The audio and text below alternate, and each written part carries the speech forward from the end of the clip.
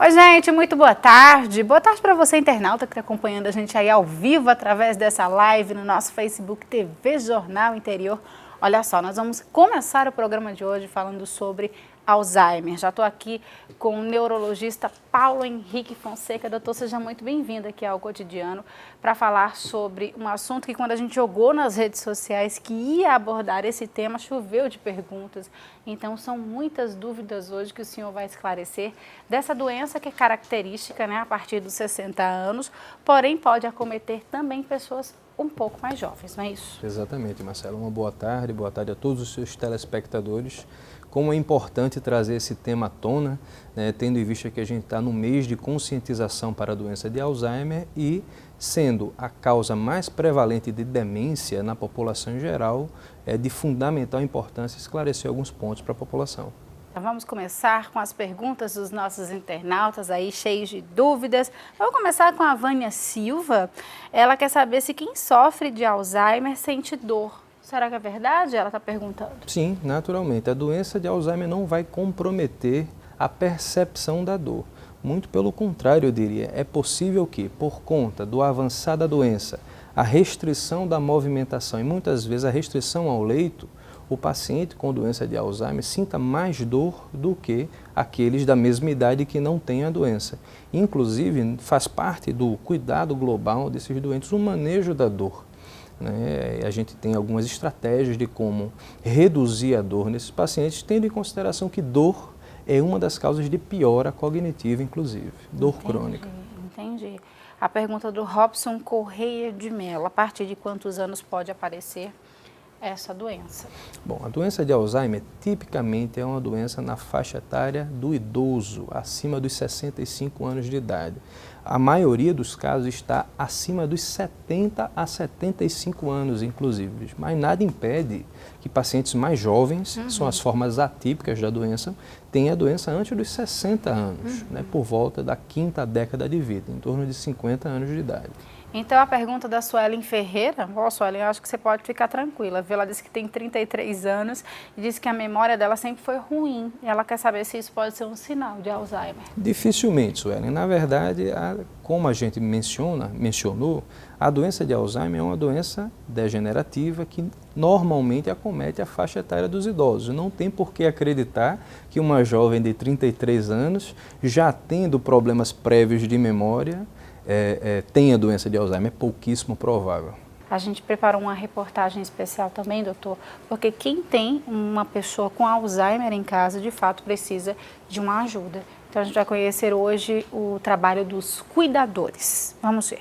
Cuidar de um idoso não é tarefa fácil. Dar banho, comida e conversar com quem esqueceu até do próprio nome é para poucos. A dedicação e o zelo de Luiz mostra a paixão pelo trabalho. É prazeroso, que tem o carinho, eles têm o carinho pra gente, a gente tem o carinho sobre eles. É prazeroso, bastante prazeroso. Emília descobriu no ofício da enfermagem o prazer de trabalhar com idosos. Ela vê na profissão e em cada gesto dado aos idosos, amor. Trabalhar com idoso, a partir do momento que a gente se forma na escola de técnico em enfermagem, você tem as opções: você vai para o hospital ou você realmente adere a uma rotina de vida. E trabalhar com idoso realmente é uma escolha. Se você não gostar do que faz, se você não fizer com amor, não fizer com carinho, não tiver a paciência para exercer, não fica um serviço adequado. E aí isso acaba transferindo para o idoso a questão de você não estar satisfeito com o que você faz. E eu, particularmente eu acredito que os meus colegas que trabalham comigo aqui no abrigo, a gente sente essa motivação, a gente sente esse carinho, esse amor, porque realmente a gente se apega, a gente tem uma motivação emocional para estar com eles aqui, para trabalhar, para exercer a profissão. Além das técnicas e do manejo necessário para ser um cuidador, o profissional precisa ter afinidade, compreensão e respeito pela condição dos pacientes. Precisa ter calma, porque lidar com o idoso não é fácil. Na verdade, não é fácil porque nossos profissionais passam a maioria do tempo com ele, são 12 horas de contato com ele, e que são cuidados com alimentação, medicação, banho, então eles passam um período de tempo muito longo com eles, então precisa realmente ter muita paciência. E afinidade também, né? Sim, cria um vínculo, termina criando um vínculo muito grande. Tá aí, parabéns aos cuidadores, um trabalho tão lindo e de tanto amor ao próximo, né? Uma pessoa que você não conhece, passa a conviver e acaba se apegando também. É muito importante você que tem um idoso com Alzheimer em casa ter um auxílio de um cuidador, mas também se não tiver, seguindo toda a orientação do médico, o idoso também pode ter aí muita qualidade de vida, não é isso, doutor? Perfeitamente. Hoje em dia nós temos debruçado mais atenção sobre o cuidador. O cuidador ele não é apenas aquele elemento que muitas vezes é um ente da família responsável por higienizar, mas ele tem um grande papel no manejo e na saúde mesmo, né? No cuidado a longo prazo desse paciente. E é importante o cuidador estar ciente que ele precisa se cuidar também, né? Sim. A lógica é semelhante à lógica do avião. Antes de cuidar de outro, você cuida de si, né? O cuidador precisa estar firme e rígido para que o manejo, o bem-estar do paciente a longo prazo seja garantido, né? A gente tem hoje ciência, né, de que o cuidador ele adoece por esgotamento, ele adoece por transtorno de sono, ele adoece por estresse, ele adoece por ansiedade e depressão. Então, cabe aí realmente um reforço no cuidado do cuidador. Então vamos voltar aqui à pergunta dos nossos internautas. A Beth Ferreira gostaria de saber se remédio para dormir, usado por muito tempo, causa Alzheimer. E eu já completo a pergunta da Beth, o que pode desencadear o Alzheimer, doutor? Remédios não causam a doença de Alzheimer, mas remédios podem estar associados a alterações da cognição, como atenção, memória e aquilo que a gente mencionou há pouco.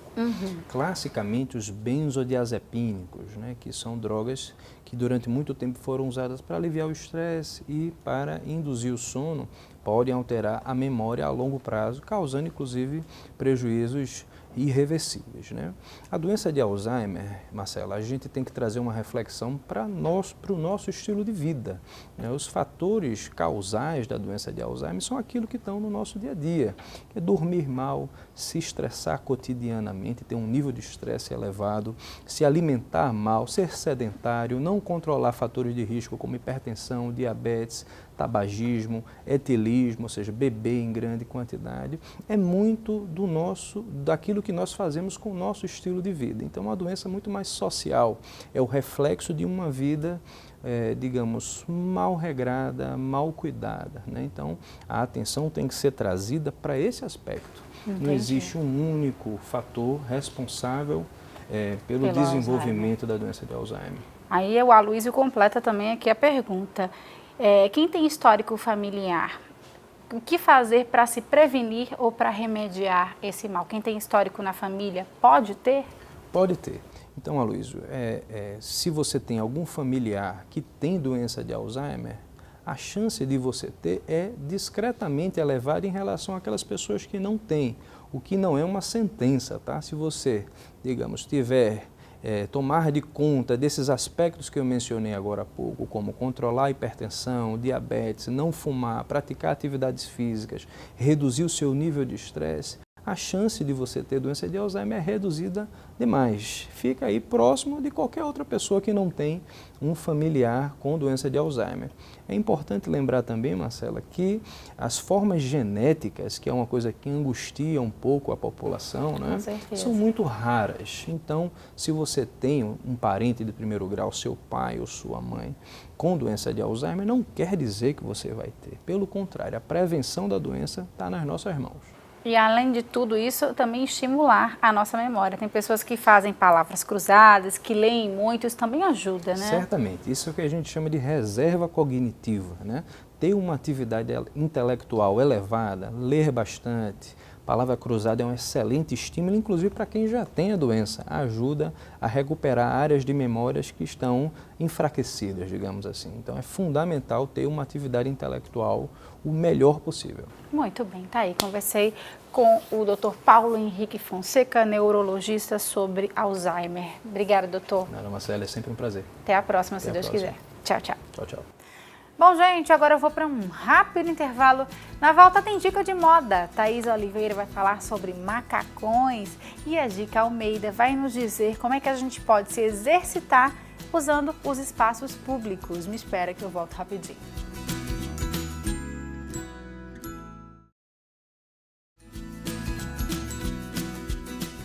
De volta com o Cotidiano, já volto chamando a nossa ruiva Thaís Oliveira, porque que hoje ela vai falar sobre a moda dos macacões. Confere aí. Mais curto ou mais longo, mais justinho ou mais folgadinho. Eu tenho certeza que você tem ou já utilizou uma peça como essa que eu estou me referindo agora, que é um macacão. Gente, o macacão é super versátil e eu vou mostrar hoje algumas opções que você deve adquirir e apostar nessa próxima estação. Esse primeiro modelo que eu escolhi para mostrar para vocês está super em alta. Tá? Ele tem um shape um pouco mais folgadinho e mistura cores e tons que estão bombando, como por exemplo o amarelo, o azul. As listras que são estampa atemporal, então por isso eu te indico para adquirir. E além do mais, ele cai super bem em vários tipos de corpos. Por quê? Porque ele é super folgadinho e ele dá uma cinturada. Então, se você quer dar uma disfarçadinha aí nas gordurinhas, é uma ótima pedida. Com essa onda retrô, muita coisa que estava aposentada, guardada, volta à tona, como por exemplo o macacão jeans, que voltou repaginado, tá? Moderninho, com um shapezinho que vai nos auxiliar, exaltando também a feminilidade. E olha que bacana esse modelo, que ele é um pouco mais acinturado, tem um detalhe aqui no busto, em X. E aqui você pode utilizá-lo em diversas ocasiões. Uma das perguntas mais frequentes é: posso utilizar um macacão numa pegada mais formal, mais informal ao mesmo tempo? Pode sim, é só utilizar os acessórios corretos, tá? Você poderia colocar aqui um saltão, acessorizar com um brincão, com peças que trazem mais pedrarias, uma clutch que ia ficar super legal. E você também poderia colocar uma rasteira com acessórios mais rústicos, como por exemplo a palha, que ia ficar também super bacana. Então combina com o inverno e com o verão, vale super um investimento. Um tecido que é uma aposta super certeira para essa próxima estação é o linho. E se você gosta de um macacão, de uma proposta mais elegante, fica super legal se você adquirir uma peça como essa. Essa aqui utiliza o linho e une com a tendência das listras. Olha só como fica super bacana, tá? E aí você pode utilizar numa proposta combinando com peças mais rústicas, como por exemplo a palha, como sapatos que tenham detalhes em cordas e clutches, chapéus. Essa roupa aqui, essa proposta, você pode utilizá-la durante o dia tranquilamente e também durante a noite numa proposta mais glam, por ser uma peça super elegante. Espero que vocês tenham gostado das dicas. Usem e abusem do macacão, tá? Porque é um investimento super válido que vai de inverno a verão e é uma peça versátil que vai te auxiliar na hora de montar diversos looks e diversas propostas para várias ocasiões. Olha só, gente, quando falamos de limpeza, não podemos esquecer da Koala, uma marca que possui diversos produtos específicos para isso. Veja, por exemplo, a linha de aromatizantes, um mais agradável que o outro, viu? Deixa eu confessar para vocês que lá em casa não pode faltar esse aromatizante aqui de lavanda. Gente, o cheirinho incrível. Mas também tem os desinfetantes para deixar um ambiente mais limpo, como esse aqui, desinfetante concentrado de eucalipto. Além dos desinfetantes, também tem os odorizantes, gente, que tem, esse bico aqui dosador, que com uma simples aplicação você deixa o seu ambiente super agradável e, claro, muito cheiroso. Encontre todos os produtos aqui no Bonanza e garanta mais limpeza e perfume para seus ambientes. Koala, o rendimento que faz a diferença. Você está querendo mudar a sua vida, ganhar aquela graninha extra e não sabe como? Então, presta atenção, viu? Porque com esses produtos aqui da Joias Verbena, você pode trabalhar na sua casa e ganhar um bom dinheirinho, viu? As peças são delicadíssimas, de muito bom gosto e você vai apresentar para suas amigas e fazer delas suas clientes. Eu tenho certeza disso, porque dá uma olhadinha nesse anel aqui, gente. Olha que coisa tão linda, tão delicada. E essa pulseira, tudo de muita qualidade, de muito bom gosto. Olha que lindo!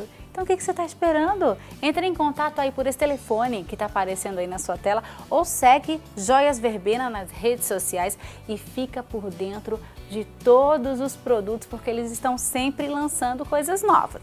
Verbena Semijoias, exiba o brilho que tem em você. Agora eu vou chamar de Dica Almeida, porque todo mundo gosta de se exercitar e fazer exercício em casa é muito bom, né?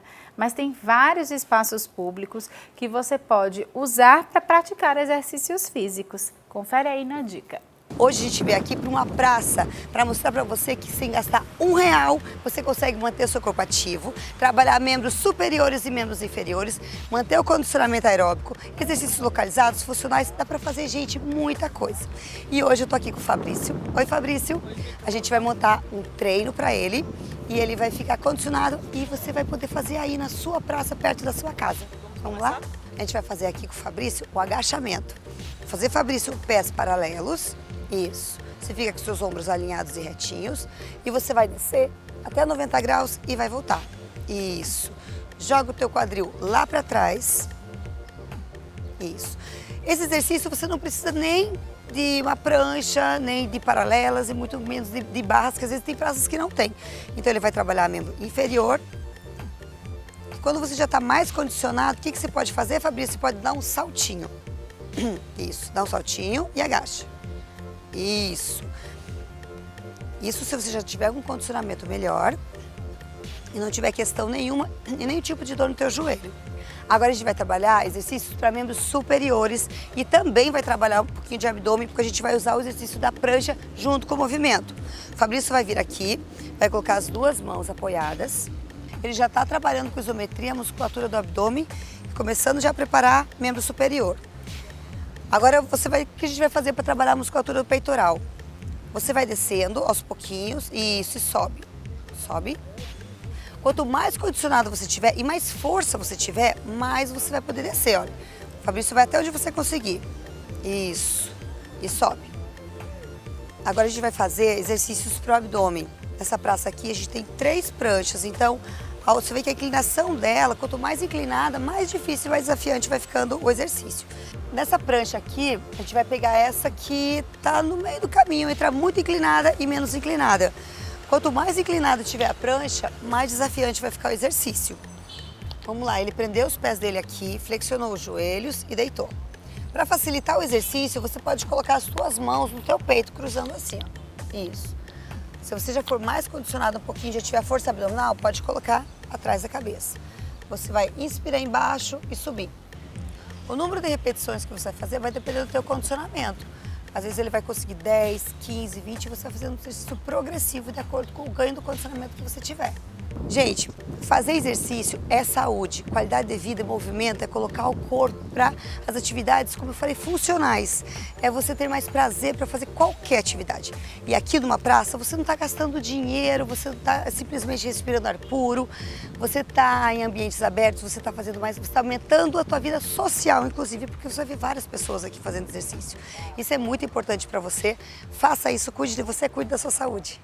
Olha só, gente, tem novidade da Vitamassa na área? Pois é, os biscoitos mais incríveis e que você já ama estão de cara nova.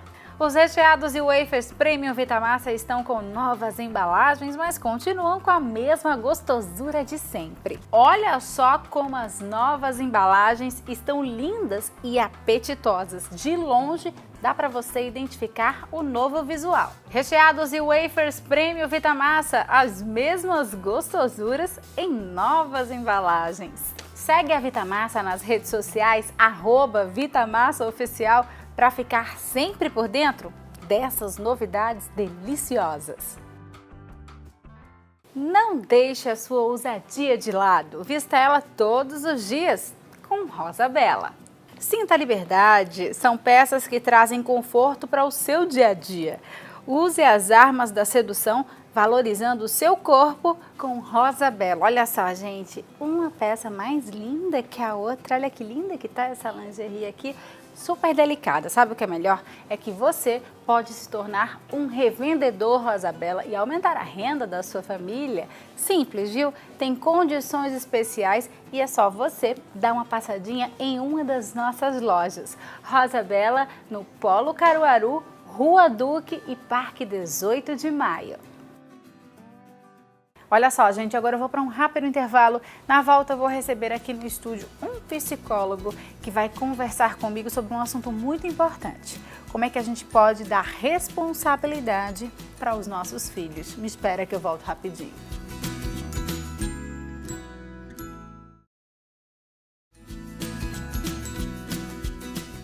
De volta com o cotidiano, imagina só. Aqui aquele adolescente que não liga muito para fazer as tarefas da escola, que sai de casa sem avisar. Aí os pais começam a se perguntar: como é que eu posso dar responsabilidades para os meus filhos, para que ele não chegue a esse ponto de desobedecer e não dar valor às coisas? Eu estou aqui com o Carlos Filho, psicólogo, que vai conversar com a gente sobre esse assunto hoje. Seja muito bem-vindo mais uma vez aqui ao Cotidiano. Obrigado. Para falar sobre um assunto bem delicado, que é como é que a gente pode dar responsabilidade para os nossos filhos, para que de fato eles valorizem as coisas, até mesmo o esforço que os pais fazem para dar as coisas para eles. Pois é, esse processo de dar responsabilidade, de desenvolver autonomia nas crianças é histórico, né? Então o ideal é que você faça isso desde que é pequenininho, a criança, você dá orientação do que é importante fazer antes de acessar. A gente vinha até conversando um pouco antes. Sobre quando a criança quer acessar alguma coisa, você dá uma obrigação e a partir de quando ela cumprir a obrigação, ela poder acessar. Então, uma criança está brincando, por exemplo, você poder dar uma orientação a ela depois de guardar o brinquedo. Então, muitas crianças, às vezes até adolescente mesmo, não tem essa coisa de guardar roupa, né, de guardar o tênis, né, fica o quarto bagunçado, enfim. E isso tudo é decorrendo de um processo histórico. É importante que isso seja desenvolvido desde pequenininho, criança. Desde 2, 3 anos, que já começa a espalhar os brinquedinhos pela casa. Aí os pais costumam catar, né, os brinquedinhos e a criança vai lá e continua fazendo a mesma bagunça de sempre. Então é desde dessa faixa etária que a gente deve dizer: pega o brinquedinho e guarde. É isso? Isso. Não quer dizer que, claro, um adolescente você não possa dar uma nova orientação com relação a isso, claro, né?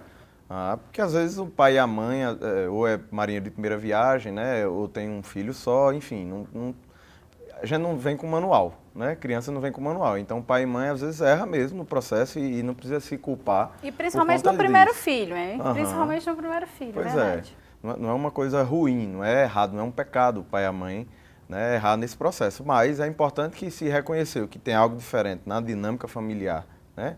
E que existe, inclusive, algumas discussões brincando, né, sobre o reizinho da casa, né? Ou seja, a criança ou o adolescente é quem dita a norma dele mesmo, né? Quem dita, às vezes, a norma da casa e quem diz ao pai e à mãe o que vai e o que não vai fazer. E muitas vezes o pai e a mãe aceita isso.